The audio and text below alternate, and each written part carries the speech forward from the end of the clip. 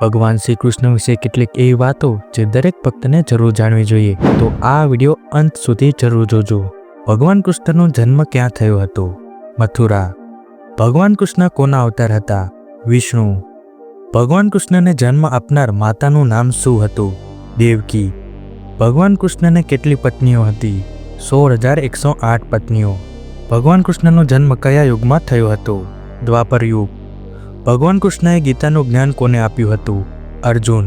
ભગવાન કૃષ્ણની સૌથી પ્રિય ગોપી રાધા રાની ક્યાંની રહેવાસી હતા? બરસાના। ભગવાન કૃષ્ણના મામાનું નામ શું હતું? કંસ।